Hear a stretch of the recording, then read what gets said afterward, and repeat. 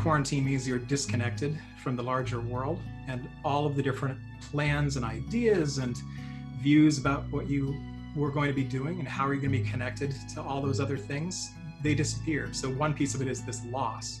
As human beings, we don't like uncertainty. And the fact that there's so many levels of uncertainty is exacerbating everything. So things are also changing so fast, and this is not stopping. So we can't know what 2 weeks looks like from now. We can't know what 2 months looks like from now. It's very hard to even plan going forward at all. Particularly in a state of pandemic, I can imagine that people fear for their health, they fear for the health of their loved ones, and their whole routine is completely turned upside down. Myself, I feel like there's a kind of loss of agency when I'm not sure what I can do. My ideas about what I was going to do suddenly get washed away. And then you feel, at least I feel, like there's suddenly many fewer things that I'm even capable of doing. Most of us have not gone through something like this. This in itself is a unique virus, and so we don't really know what to do fully, and we certainly don't know what not to do as well. We have some idea, but not fully, especially as the information keeps changing. There's so much uncertainty right now. We don't know whenever the lockdown orders are going to end or when we're all going to be able to go back out in the world and go back to something resembling normal life. We want somebody out there to tell us that this is all going to end soon, that everything is going to be okay. We want someone to tell us that our loved ones are safe and the people around us are not going to die. We want that reassurance. And as a result, sometimes we listen to sources that we shouldn't listen to. And not just that, we spread those sources to our friends because we want our friends to feel better too. You need to be careful that you're not spreading misinformation out of wishful thinking. These typical routines that we had, or these typical outlets to decompress, are no longer available to us. Going to the gym, or if we're talking specifically about the kids going to school each day, seeing their peers, being involved in extracurricular activities, all of these things have gone away. While staying informed about the virus is important to help prevent spread and to try to, follow CDC recommendations on cleaning and hygiene and surface cleaning and all of that, it's important that people be careful that they're not watching too much news all the time. I think one of the major things to think about is who is the most qualified to talk about the thing they're talking about. In this case, when we're dealing with a global pandemic, we're dealing with health information. You want to be looking for health experts, right? You want to be looking for people who work in public health. You want to be looking for nurses and doctors. In particular, you want to be looking at the World Health Organization and the CDC for their recommendations. These are the people who trained for this crisis. These are the people who are doing their best to figure out what we do in this moment, and they're the ones who are most prepared to do that job. We're in a vital effort to stay home and as much as possible and reduce spread, and yet extended periods of this can lead to increased loneliness and worry about the situation, which can in turn increase stress and anxiety and depression for people. It's okay, whatever you're feeling, and that you're probably going to be feeling many things, and that it might change quite quickly as you go through a day. And the different feelings you're having might be extremes. You might be feeling very sad at one point, might be having a lot of grief. It can lead to family relationships becoming strained. Couples that have already, for example, had some trouble in connecting or communicating effectively now can feel more disconnected, upset, and sort of powerless to make the situation any better.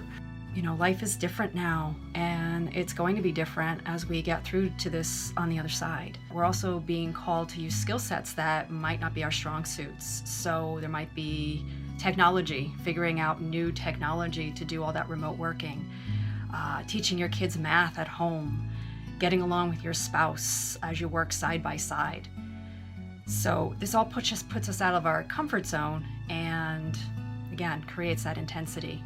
Social distancing, while it's important, asks us to really just to suppress our sort of evolutionary hardwiring for connection with other people. Humans generally crave attachment and connection to one another, and the opportunities for that at work, out in public, with extended family have been greatly curbed lately and will be for a while. You take for granted there being this large network of social support, and a large range of opportunities to connect with the people that you care about and the things you care about. And when that's suddenly stolen away, it feels to me a bit like you're walking on a tightrope. It's not just enough, I think, sometimes to hear a voice. We need to see our friends and family. Otherwise, those voices feel kind of disembodied and like they're out in the void. People have a basic need to belong and connect with other people. Having access to social media and using it in a way that's functional, that helps them achieve a sense of social support during tough times, can have positive benefits for them. 15 years ago, quarantine would have been, I think, far more emotionally demanding. For me, the hard parts are thinking about the people that I care about who I might not see for a couple of years, and where a couple of years can turn into a very long time. You know, if you have elderly parents and they're in their late 80s, one worry could be that they might not survive the pandemic itself. But it does make me want to check in with them a lot, just to feel the reality of the connection there. Partly, I think, because of the uncertainty about when's the next real check-in going to be. The sense that we are all engaged in the same activities, even if we're doing it from really far apart, can be really meaningful in a moment when we feel as if we are alone. You can do things like House Party or Google Hangout or Zoom to hang out with your friends and family. But you can also just share pictures throughout the day. Supplementing that with sort of humor and laughing, or comedy movies, or funny things that we can come across online, sharing good memories, or thinking about trips that we've done together or other memories, really helpful for restoring mood and also promoting good family connection. Physical exercise is absolutely essential. We have to get moving. We can't stay stuck in our home, bound and worried all the time. We have to get out and get the endorphins going and get moving. And there are lots of ways, as a family and as individuals, we can get some physical exercise and movement and still practice safe social distancing at the same time. I'm seeing neighbors where one is on the porch, one's on the sidewalk, but they're still connecting, they're still talking. I'm actually seeing a lot of people outside trying to connect and deal with stress that way. Food pantries are another great way to feel like, as a family or as an individual, I'm making a difference in terms of what's happening in our community. Put your phone away before you go to bed. Take a walk and leave your phone at home. That 15 minutes away from your phone may be what you need to get through what is going on right now. It's important that people know that state and federal legislators, as well as all major insurance companies, have come together during this very difficult time, and they have authorized all in-network providers to provide online, or what we call telehealth therapy counseling.